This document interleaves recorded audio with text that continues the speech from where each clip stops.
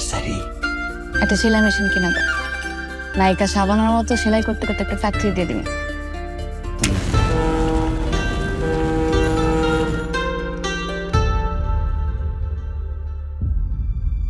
চারতলার বাঁ দিক থেকে দ্রুত পানি ছিটাতে থাকেন স্থানীয় বাস। পলাশের ফোনে কি হয়েছে? ওর ফোনও তো বন্ধ। আমিও তো বুঝতেছি না, আমিও পাইতেছি না। আমার নাম মালতী রানী দাস।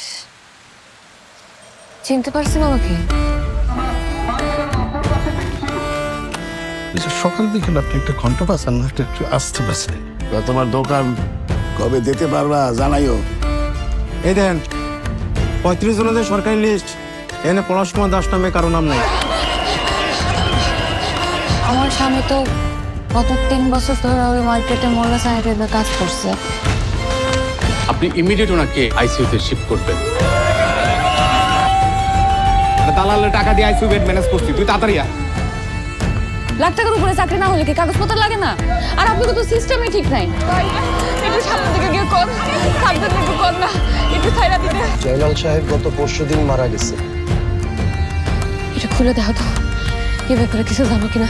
ওনার ফোন দিয়ে আমি কি করবো বলেন? আপনি আসলেই একটা সলিড ড্রামা কুইন। বহুত হালকা করে নিয়ে ফেলেছেন কিন্তু আপনি আমার বহুত। একটা টাকা পয়সার হিসাব। নমস্কার। তুই পয়সার দাম আছে আপনার? মালতীর ফোন দিতেছি, মালতীর তো ফোন ব্যস্ত।